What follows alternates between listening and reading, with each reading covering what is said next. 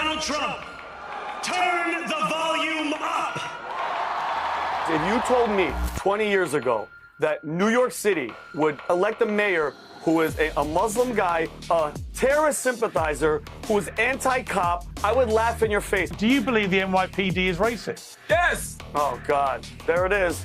Free buses, freeze the rent, universal child care. All these policies are wildly popular. All that cool free I'll stuff. Respond. Yes. Who's going to pay for it? Who's going to pay for it? Venezuela, Cuba, Soviet Union. Okay. Give me an example, and hold on, I'll come with you. I'm all in. New York will remain a city of immigrants, and as of tonight, led by an immigrant.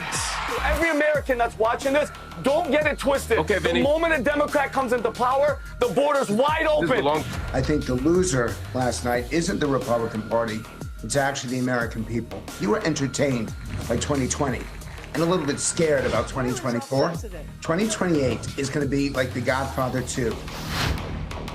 For the first time in a long time, Democrats are waking up to that winning feeling. It's not quite a political earthquake, but it's definitely a sizable tremor. And the epicenter is right here in New York City, where I am at the moment. Zohran Mamdani is the newly minted mayor of America's biggest city. And the 34-year-old socialist wasted no time in aiming his firepower at President Donald Trump.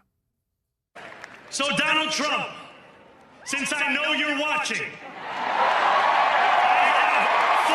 words for you. Turn the volume up.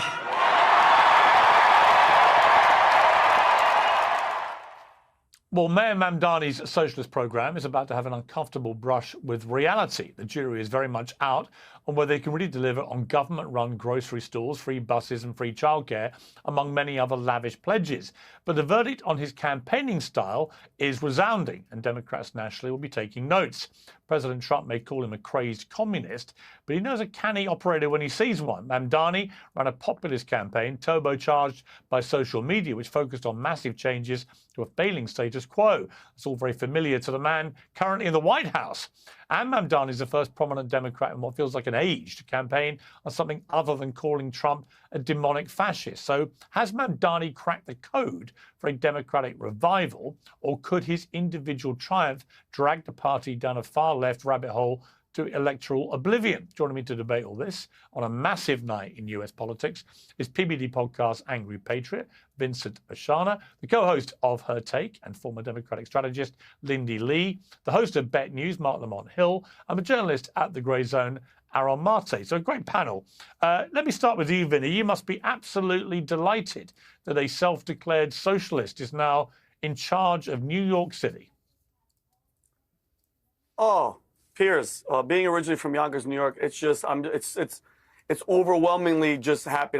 Piers, if you told me, Piers Morgan told Vincent Oshana 20 years ago that New York City would elect a mayor who is a Muslim guy, who is a terrorist sympathizer, who is anti-cop, who literally took a photo with a co-conspirator of the first World Trade bombing, Piers, I would laugh in your face. But guess what? The joke is on me. And I'm telling you right now, Piers, it's almost as if The Dark Knight, the movie, Bane is there. Bane is going to be Mamdani. And you wait to see what he's going to do to the city. Okay? And Piers, let me back up a little bit. Shame on the Republicans, first and foremost. They couldn't pick one good, energetic, pro-American patriot to run. No offense to Curtis Silva, but he's too old. He's too boring. All right? The campaign was horrible. Piers, and guess what? No American's going to vote for a guy with a red beret. I'm sorry. That's number one. Number two, Democrats. All they had to put up to go against this guy, Piers, was a failed mayor, Eric Adams, who made it a sanctuary city, brought in all the illegals, crime went up, gave them money, gave them credit cards, put them in hotels, and then was like, whoops, I'm sorry I made a mistake. It was the Democrat leadership that made me do it. Cut to Andrew Cuomo, okay? Talk about a governor that failed. The alleged sex scandal, whatever you want to call it, and then he killed how many thousands of poor old grandmothers and grandfathers did he kill in New York? And guess when he apologized, Piers? Not 2 years after, not 3 years, the day of the election. He goes, I'm sorry, I messed up, all right? Which is absolutely horseshit. And I'm sorry for my language, Piers, but New York is going to get a taste of their medicine. I hate to say it, Piers, but sometimes you got to let the kid touch the iron and let him burn himself. until he learns his lesson, and they're going to learn their lesson in about 1 or 2 years. You'll see, Piers. Well, like I thought, you're jubilant about what's happened. Let me go to Maté. You were making a few expressions there as Vinny was unleashing. I mean, from my point of view, it's very interesting because you've got results last night which overall, a lot of wins for the Democrats, obviously, which is a good thing if you're a Democrat supporter. But two very distinct types of win. You've got the moderates winning, and then you've got Mamdani winning in New York, who's a self-declared socialist. These are very different pathways for the party to go. Many people feel that it's going to be problematic to have someone like Mamdani, who is incredibly charismatic, rapidly becoming the face of the party, but a bit like with AOC and the others on the left, in a general election, highly unlikely to succeed with that kind of agenda. What do you think? I think the people of New York showed that Mamdani is in touch with the grassroots of the Democratic Party and the majority of the country. If you can get past the fear-mongering that we heard from Vinny about Mamdani being a terrorist sympathizer and all the other smears that are used to dismiss his progressive agenda, he's not. He's just someone who believes that Palestinians are equal human beings. And for people devoted to the state of Israel, they can't understand that concept because they're Jewish supremacists, or they've internalized Jewish supremacy. But everybody else understands that in this era of Democrats and Republicans supporting a genocide, supporting an assault on working people, someone like Mamdani is a reasonable alternative. Yes, he calls himself a democratic socialist. If you look at his policies, they're incredibly moderate. He wants to establish free buses for working people. He wants to freeze the rent in rent stabilized apartments. He wants to provide universal child care. All these policies are wildly popular. The difference is, and what's radical about him, is that he's centering working people. He's talking about issues that actually impact average people's lives. Donald Trump promised to do all the things that Mamdani has talked about, but he hasn't. He's just delivered for his billionaire backers and the cabinet that backs them up. So Mamdani, unlike everybody else pretty much in U.S. politics, with some exception, is actually speaking to average people's needs, including on the issue of Israel-Palestine, where people were just fed up with both parties supporting genocide in Gaza. Okay, Marc Lamont Hill. Aaron, if you don't mind me, Piers, can I just say one thing? Quickly, Aaron, did he not take a photo with the co-conspirator of the first World Trade bombing? Did he not take a photo with that? Hold on, smiling, and I'm pretty sure you didn't say anything. And all that stuff that you said, all that cool free stuff. I'll respond. Yes. Who's going to pay for it? Who is going to pay for it? Who is going to pay for it? I'm just curious. By the way, and show me one time that this has worked. Venezuela, Cuba, Soviet Union. Okay. Give me an example. Give me a case study. And hold on. Don't smile. Okay. I'll come with you. I'm all in. Show me when it worked, and I'll buy it. I'll buy it. Go ahead.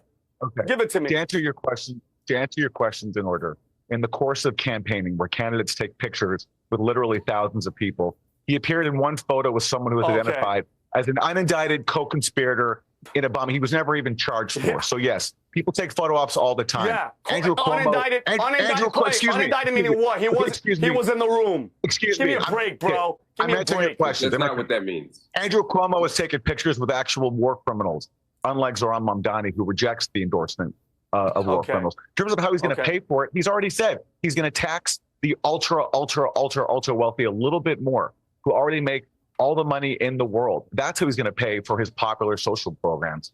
He's not proposing anything like we've seen in Cuba. They're all leaving. And guess who's leaving?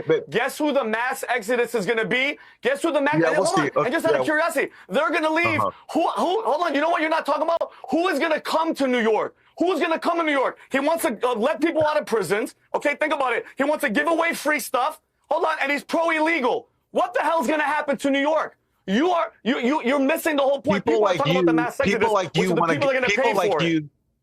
Okay, Vinny, listen. People like you want to give away free stuff to foreign governments like Israel to slaughter innocent civilians. Zohran Mamdani wants to use government resources. When have I ever said I'm pro-Israel? When have I ever said that? Listen, don't put words in my mouth. By adopting the smears. I pray for the innocent women and children of Palestine. Okay. Don't put words in my mouth, because Aaron, you don't know me, but I know this spiel. And you had to bring up Donald Trump. You always, and this is the problem, Piers, why these people have no leaders, no vision, no message, because for 8 years, you've been saying Trump, Trump, and when the dust settles, you have nobody. You guys hired, you got a time out, guys, time out. I want to bring in, we've got two other panel members. I want to bring them in. Marc Lamont Hill, you know, here are the things about Mamdani, which I like. He's very charismatic. He's got a very clear identity, I think, about what he stands for. He's an unashamed socialist. So he just says, this is what I am. There's something admirable about someone who says, these are my political colours. That's fine. I may not agree with him. He's an Arsenal fan, a very big Arsenal fan. He's been talking about it this morning.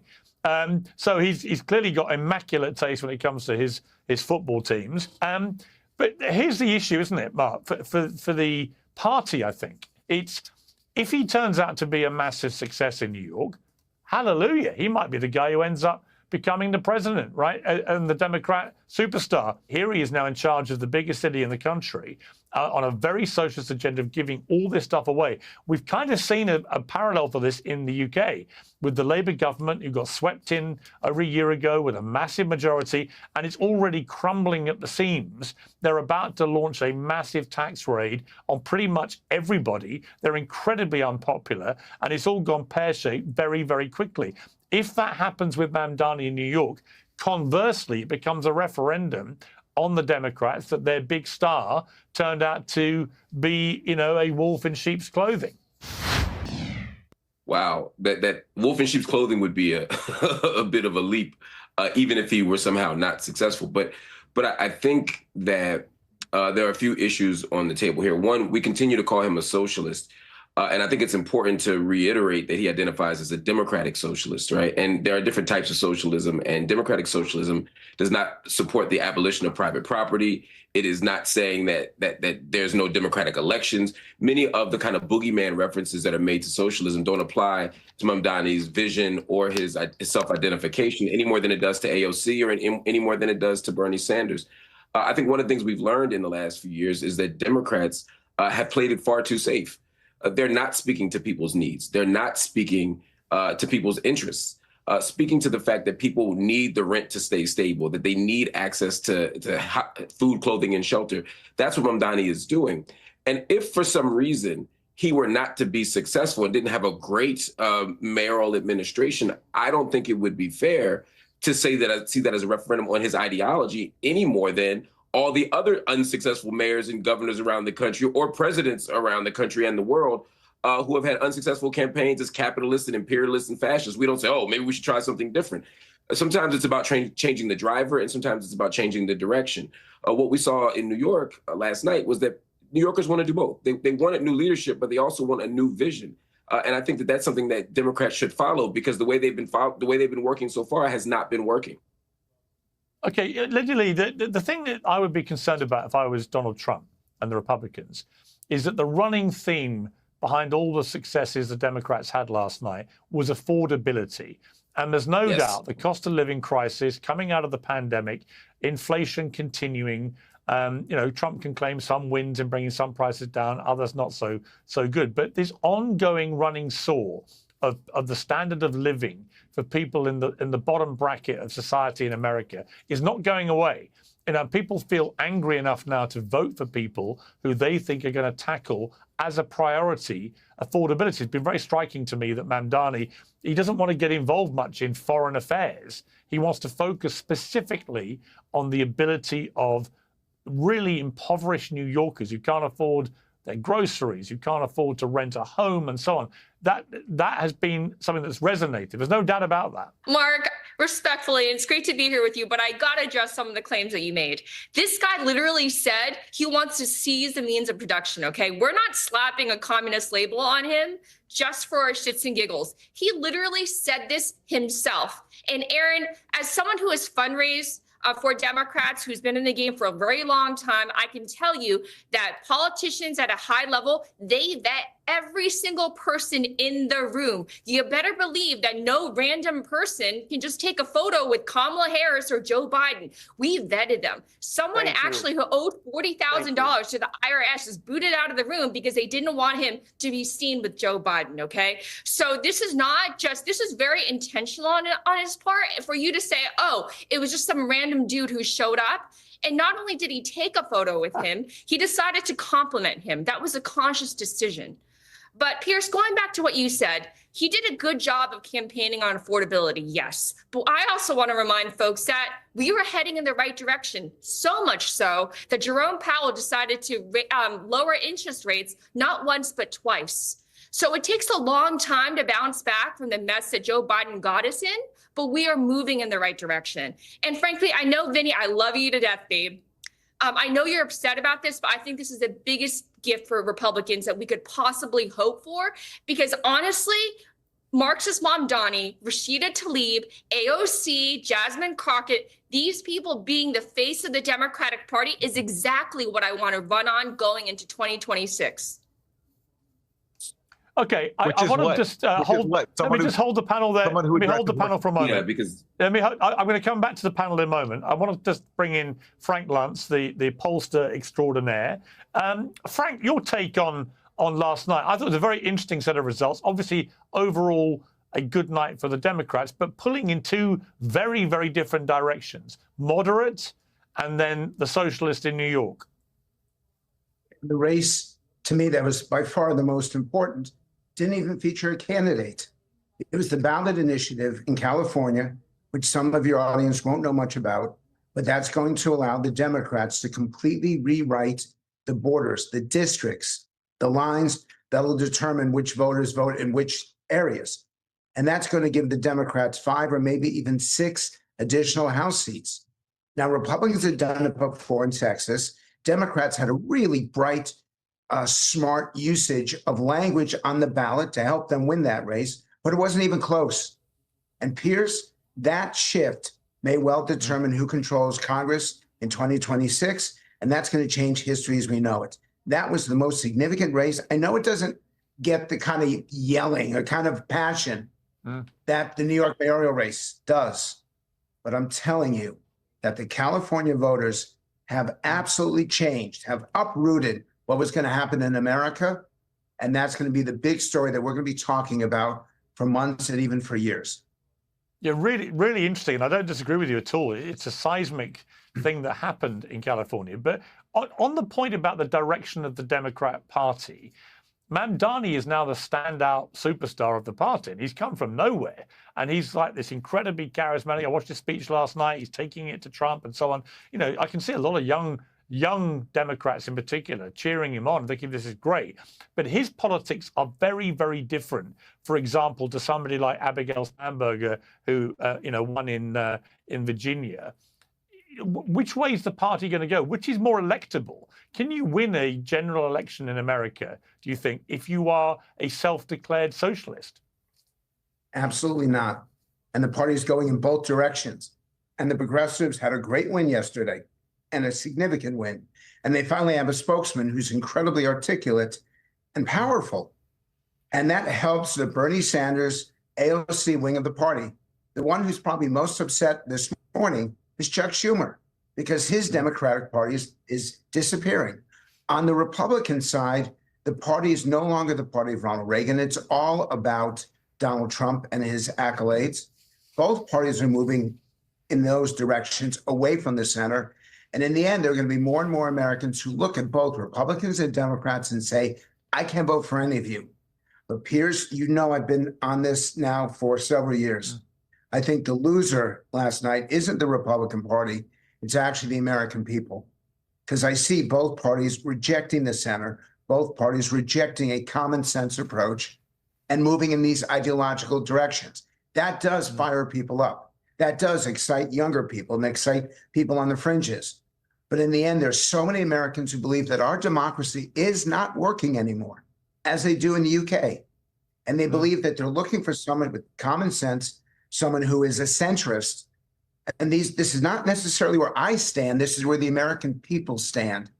And they don't see anyone who's speaking for them. Yeah, I think that's absolutely right. Do you see anybody on the horizon for the Democrats, for example, that would fit that bill? A sort of a new Bill Clinton-y figure? Absolutely.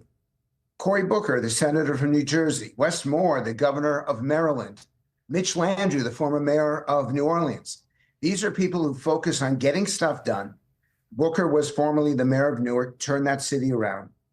And they have a record of accomplishment, a record of results, which is what the American people are looking for. And they practice accountability in what they do.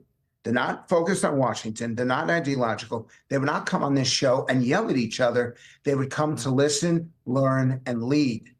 3 Democrats that can make a difference. I'm going to repeat this so people check them out. Go on to YouTube to see their speeches. Go to Wikipedia to see their backgrounds. Cory Booker, New Jersey. Wes Moore, Maryland. And Mitch Landrieu, Louisiana. Incredible leaders, focused on results. And I know I sound like a Democrat, but I know that's what the American people are looking for right now. Putting your predictive hat on, take me forward to the midterms and then the general election. So 2026 first, then 2028. As things stand, what do you think is going to happen in both? I've studied this. I know what history says, and history says the Democrats are going to win the House races, maybe not the Senate, because the majority is too much in favor of the Republicans.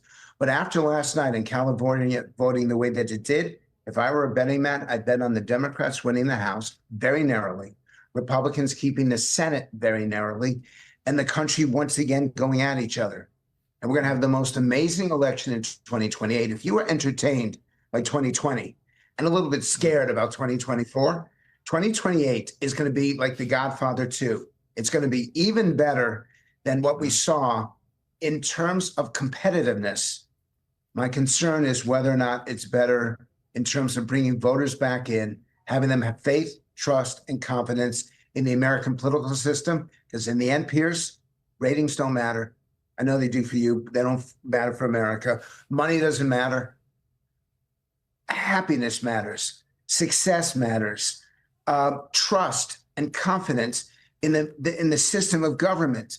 Our patriotism matters, and our country matters.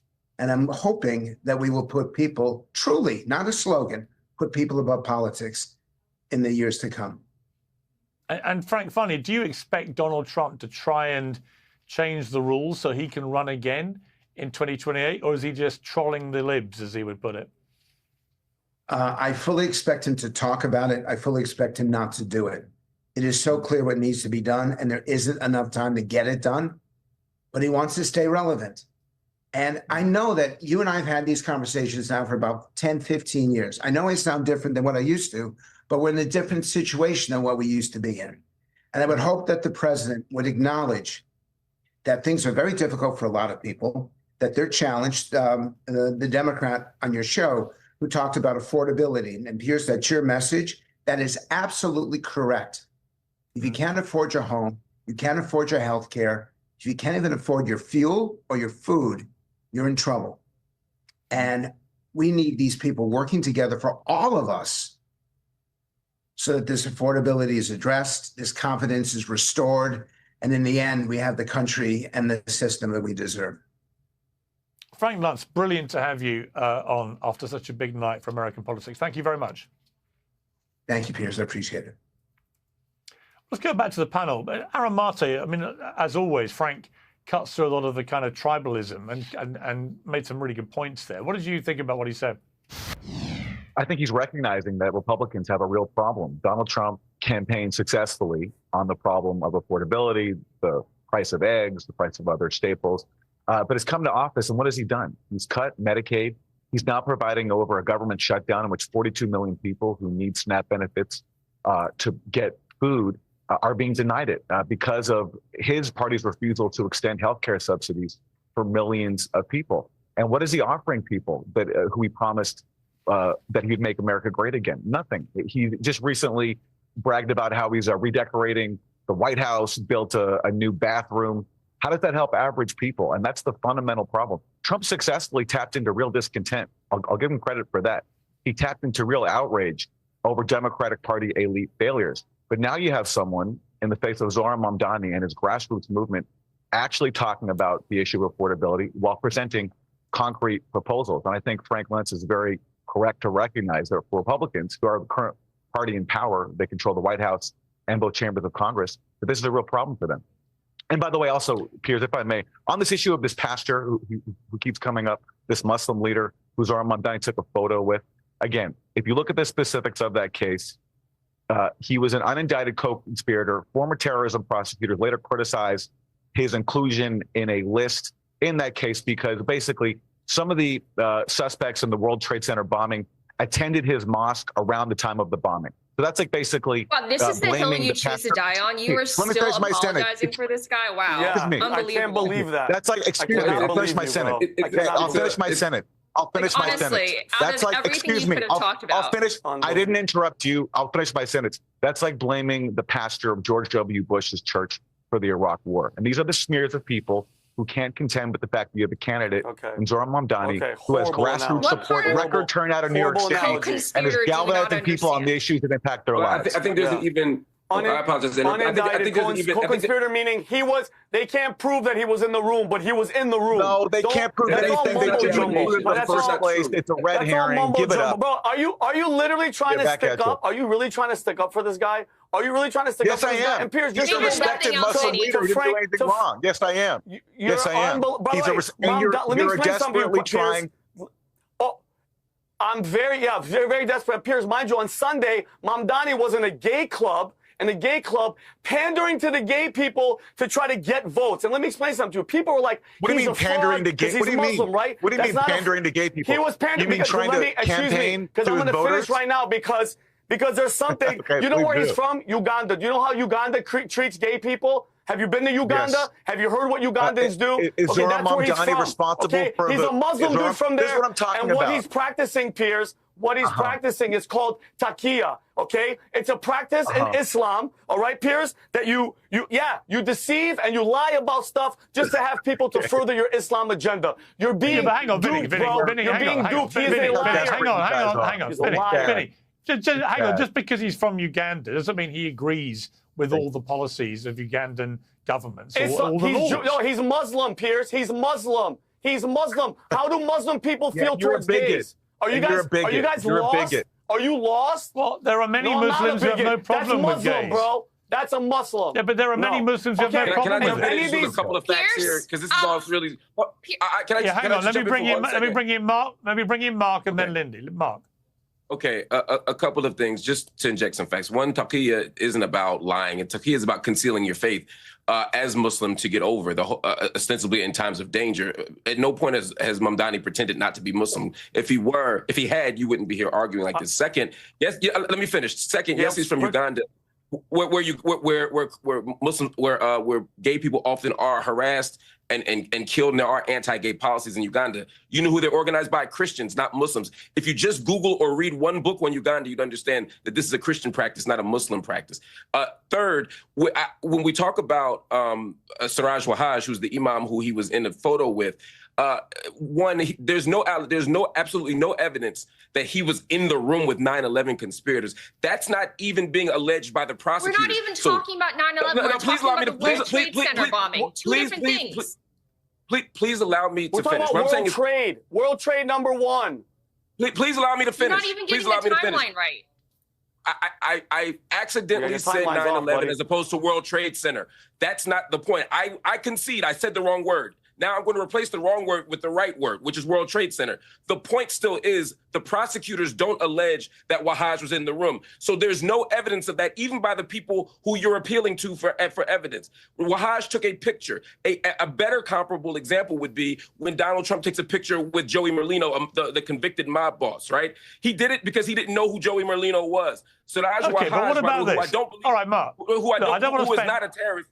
I don't want to claim imam and celebrated in Brooklyn for his acts in the community, and that's what he was being praised for. Time out. What does co-conspirator mean? Hang on, Lindy. Hang on. I think we've discussed this particular part of the Mamdani story enough. Here's the thing that I find extraordinary, and it's this, Lindy, which is he's on record, Mamdani, as wanting to defund the New York Police Department. Thank you, Piers. And calling them a bunch of racists. I would have thought. I mean, call me old-fashioned, but anybody that literally posted that the racist NYPD should be defunded, that would be disqualifying to be mayor of New York. And yet here he is, mayor of New York. Why would that be disqualifying? Piers, amen. Why would that be disqualifying to say you should defund the NYPD? Absolutely. Yeah, New I'm asking, York City. what's the answer to the question? Mark, it's my turn. Let Lindy Please go first, and I'll let you respond. I'm not cutting you off. I'm asking a question. Please, let me finish. 40% of unsolved murders. This is New York City, the biggest city in the country, and 40% of murders have been unsolved. And he wants to defund the police? Yeah, okay. And then according to some studies, 25% of New York, they want to flee because of his policies, okay? He's on a speedway to hell. And another thing is, Mark, I felt like I was talking to, what's his name? Frank Luntz. I felt like I was listening to a new age therapist. Like, is he crazy? He wants to put forward people like Wes Moore and Cory Booker. Let's go through his people. Like, for example, Cory Booker tried the presidential campaign thing already. He was polling at 1 to 2%. Okay, so we already tried that. The trial balloon failed. Number 2, Wes Moore, he lied about getting a Bronze Star. These are the people that Frank Luntz wants to be the face of the Democratic Party? Then please, sounds good to me. And then he talks about the importance of Prop 50. Yes, it's important, but I also think it's a gift to Republicans, because in this case, it allows Republicans to tie Gavin Newsom's failed policies to him. There's no way to disentangle the two. We are now able to tie $7 per gallon gas to Gavin Newsom. We can tie homeless encampments all across the state to Gavin Newsom. And you know what, Gavin Newsom, this is all about him running for 2028. This wasn't about the people of California. Right. This Well, it may be. Well, hang on, don't talk at once. Hang on. Okay, I'll come to you, Mark, in a moment. But Vinny, I did find, Mark was asking me, well, what's wrong with saying defund the NYPD? I think a lot. If somebody was running for mayor of London on a ticket of defund the Metropolitan Police, I would think that's completely disqualifying, right? What does defunding mean, idea Piers? that you brand. Well, hang on, Mark. I'll come back to you. Hold on, Mark. He asked me a question, Mark. What are you talking about, bro? You're the mayor of the city, and you're saying to defund the police department, and you don't think that's some crazy outlandish ish to say? He's actually not saying that. He's actually not saying that. When I tell you, well, he did say that. God, listen, he did say Aaron. Not during the campaign. Aaron, your job not during the campaign, but it is on his record. Every single lie. Yes, sure. Let him finish. It's on his record. And let me explain something, Piers. A couple of lies. He hates billionaires, right? Who funded his campaign? Soros, okay? He lied about defunding the police. He said he took that back. He lied about his aunt wearing a hijab on the subway. She wasn't his aunt, and she wasn't in New York City. Hold on. And he wants to legalize prostitution. And he wants to legalize prostitution. Or am I lying about that? No, he doesn't. You have to stick up. Your narrative has to stick it. You have to. Because you're full of it, bro. And hold on, last thing, and I'll give you the floor. Everything I'll give you the floor. said is and Lindy nailed it. Cory Booker, Wes Moore. Hold on, I'll give you the floor. Give me 10 seconds. Piers, you heard Frank Luntz, and Lindy's right. They want to name all these Democrats. What's the first order of business that Newsom, Cory Booker, Wes Moore, they're all going to do? Number 1, they're going to open up the border because they love illegals, okay? That's going to be number 1. So every American that's watching this, don't get it twisted. Okay, Vinny. The moment a Democrat comes into power, the border's wide open. And what are you going to do? Nothing. Because nobody in your family's getting freaking touched by it. Wait, So shut up with that noise. Wait, don't all talk at once. Right. Don't all shout at once. Can I make just one quick Hang point on, about the border? hang on. If you all talk, no one can hear any of you. Marc Lamont Hill, the floor is yours. Thank you. What I'm disputing here is how we're defining, or very interestingly, not defining defunding.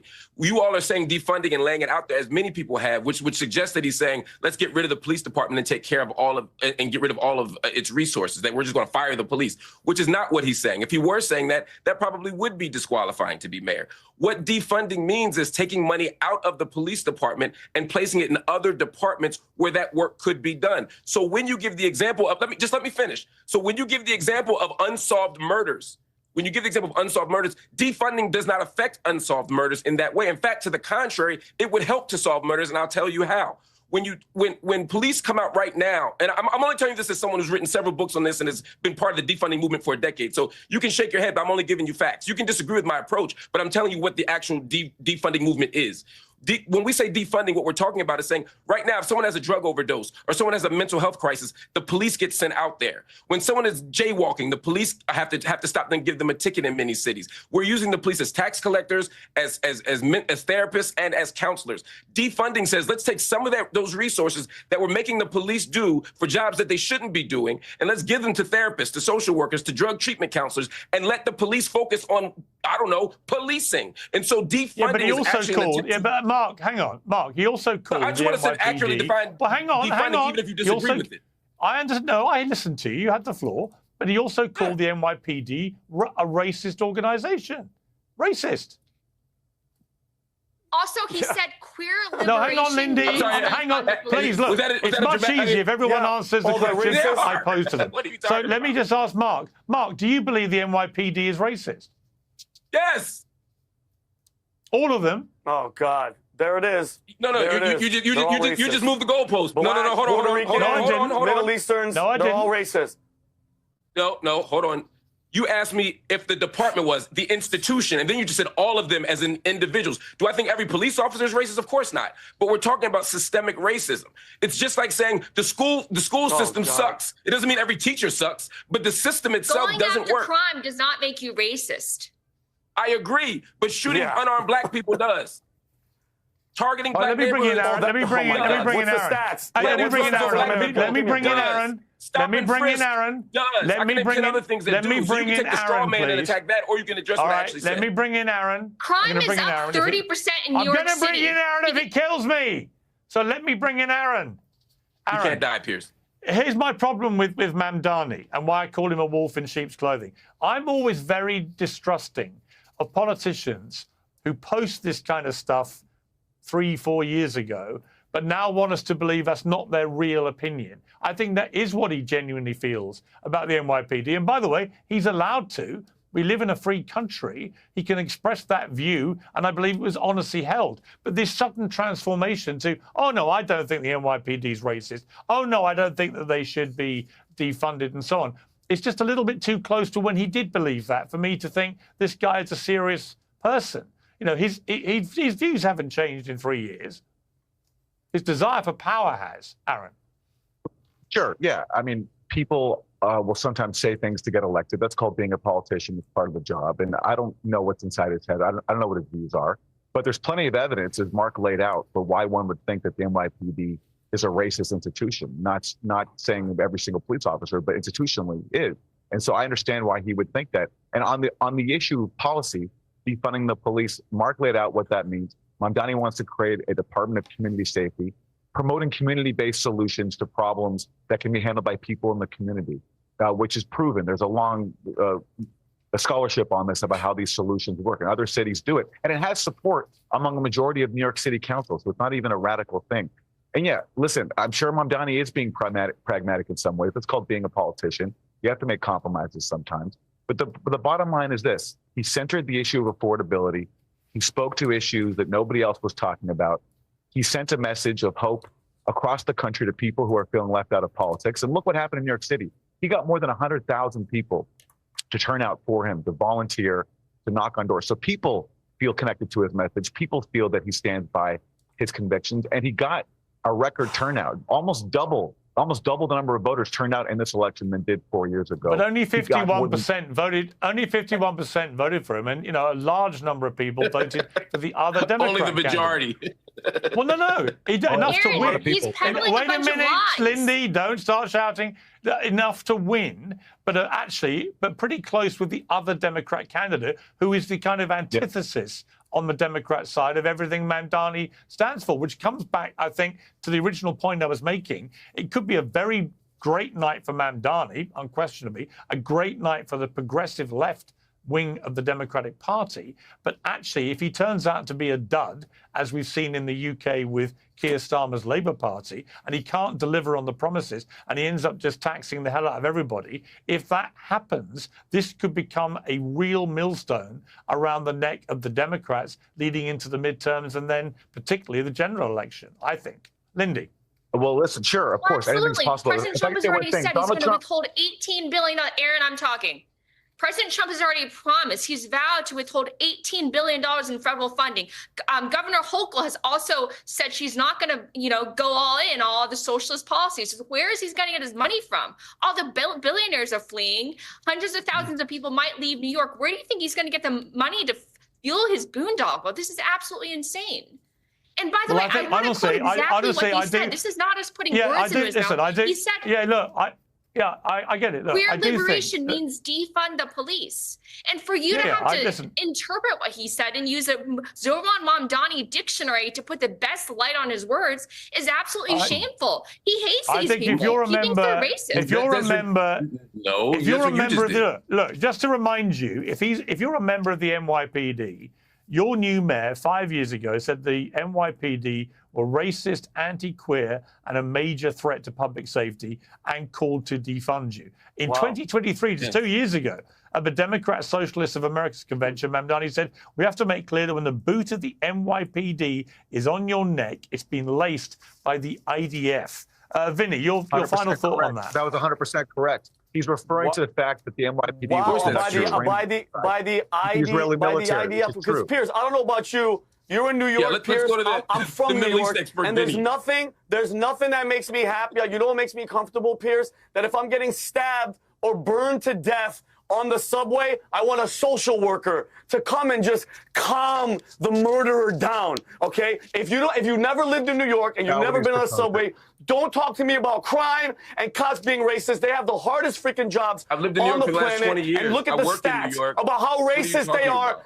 And what are the stats? What are the odds? Give me the percentage of a cop shooting an unarmed black person in America. What's the number? It's so outlandish that it's such a big thing that they're racist. Give me a break. You guys are all being duped by Mamdani, but I love what Lindy said. Lindy, I'm actually going to adopt that mindset. Is let them do it, Piers. Let them happen. They're going to freaking feel it. And all the New Yorkers that are leaving, that have all the money, when they're all left and the dust settles, and be like, wait a minute, who's going to pay for all the free shit that Mamdani said? And you guys, they're going to feel the freaking wrath. You'll see it, Piers. Well, it's interesting. People, hang on, final point. People are trying to compare this to London, where Sadiq Khan's been mayor now, won 3 terms. Actually, it's the wrong comparison. They happen to both be Muslims, but Sadiq Khan's quite a establishment figure of the Labour Party. Go back to the start of the century to Red Ken Livingstone, who was a genuine socialist. He presided over London for 8 years, and you know what? It wasn't that bad. London survived. So whatever happens under Mamdani, I suspect, knowing New York as I do and having lived and worked here for 20-odd years, New York will survive whatever Mamdani can throw at it. And if it turns out that he has the magic touch and he can make what nobody has done in modern times work, socialism, in New York, who knows? You might have President Alexandria Ocasio-Cortez to look forward to in 2028. God help us. Help us, God. God help us. You never know. Guys, thank you. A very spirited debate. I appreciate it all. Thank you very much.